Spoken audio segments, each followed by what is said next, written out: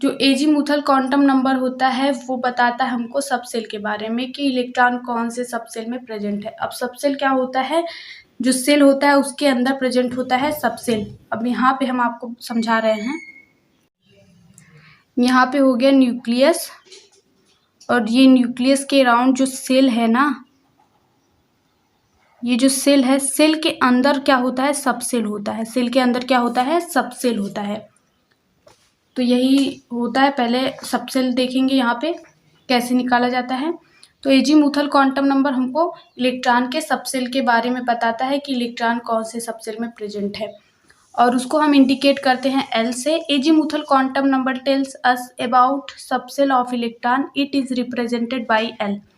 L से इसको represent किया जाता है। और एजीमुथल क्वांटम नंबर की वैल्यू क्या हो सकती है, 0 से हो सकती है n-1, जहाँ पे n क्या है, प्रिंसिपल क्वांटम नंबर है। तो इसकी वैल्यू क्या हो सकती है, 0 to n-1 हो सकती है। और मैक्सिमम नंबर ऑफ इलेक्ट्रॉन्स किसी भी सबसेल में इस फार्मूले से निकालेंगे, 2 × 2l+1 क्या होगा, 2 फिर ब्रैकेट 2l+1 हो जाएगा। इससे हम निकालेंगे maximum number of electron in subshell. देख लेते हैं। The value of azimuthal quantum number is 0 to n-1। Maximum number of electron in subshell can be calculated by using 2 कोष्टक 2l+1। अब देखेंगे ये कैसे निकाला जाएगा। यहाँ पे देखिए l की वैल्यू लिखेंगे हम। पहले l की वैल्यू कहाँ से स्टार्ट हो रही है, 0 से स्टार्ट हो रही है। तो हो जाएगा, अगर वैल्यू 0 है l की तो क्या होगा, सबसेल क्या हो जाएगा, s हो जाएगा। वैल्यू 0 है तो सबसेल s हो जाएगा। वैल्यू अगर 1 है तो सबसेल p हो जाएगा। वैल्यू अगर 2 है तो सबसेल d हो जाएगा। वैल्यू अगर 3 है तो सबसेल f हो जाएगा। अगर ऐसे 4 है तो सबसेल g हो जाएगा। ऐसे आपको याद कर लेना है इसको कि 0 वैल्यू है तो s होगा, 1 है तो p होगा, 2 है तो d होगा, 3 है तो f होगा। अब देखेंगे maximum number of electron subshell में कितने हो सकते हैं। यहाँ पे देखिए l क्या है, यहाँ पे एजीमुथल क्वांटम नंबर है। तो यहाँ पे 0 के लिए निकालेंगे तो 2 × ये वैल्यू रखेंगे l का, 0 + 1 तो क्या हो जाएगा, ये तो 0 हो गया, लेकिन ये वाला 2 यहाँ पे मल्टीप्लाई हो जाएगा तो ये 2 बचा, तो यहाँ पे हो जाएगा 2। अब यहाँ पे 1 रख के देखेंगे। यहाँ पे जब 1 रखेंगे तो 2 × 2 4 हो जाएगा। यहाँ पे फिर 2 मल्टीप्लाई होगा, +2 6 हो जाएगा। अब 2 रख के देख लेंगे यहाँ पे l की वैल्यू, तो 2 × 2 हो जाएगा 4, फिर 4 × 2 हो जाएगा 8, +2 हो जाएगा 10 हो जाएगा। ऐसे इसका भी निकाल लेंगे आप। इतने मैक्सिमम ऑफ इलेक्ट्रॉन हो सकते हैं सबसेल में। आई होप ये आपको समझ में आ गया होगा। अब आगे देख लेते हैं वो टेबल, उसको फिल कर लेते हैं। यहाँ पे देखेंगे l की वैल्यू अगर 0 है, 0 कैसे आया, यहाँ पे n की वैल्यू 1 है तो l की वैल्यू क्या हो रही थी, 0 to n-1 हो रही थी ना।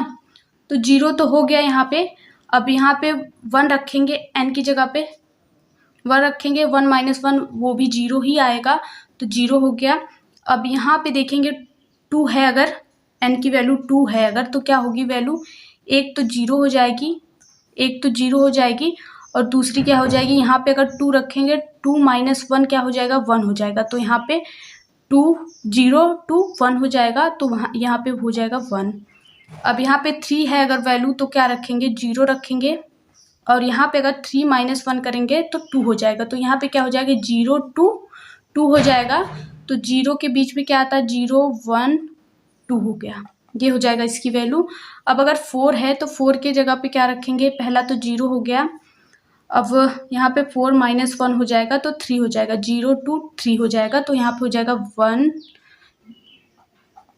2 3, ये हो जाएगा l की वैल्यू। अब इसके लिए निकालेंगे नेम ऑफ सबसेल। सबसेल का नेम देखेंगे। सबसे पहले 0 के लिए क्या होता था, s होता था। अब यहाँ पे प्रिंसिपल क्वांटम नंबर जब 1 है तो यहाँ पे 1 लिखा जाएगा। अब यहाँ पे देखेंगे 0 के लिए s होता है, प्रिंसिपल क्वांटम नंबर 2 है तो यहाँ पे 2 लिखेंगे। यहाँ पे देखेंगे 1 के लिए क्या होता है, p होता है सबसेल, और यहाँ पे क्या रखेंगे, 2 लिखेंगे प्रिंसिपल क्वांटम नंबर। यहाँ पे 0 के लिए s होगा, 3 प्रिंसिपल क्वांटम नंबर है। यहाँ पे लिखेंगे 3p और 2 के लिए क्या होता है, d होता है, तो d लिखेंगे और यहाँ पे 3 लिखेंगे।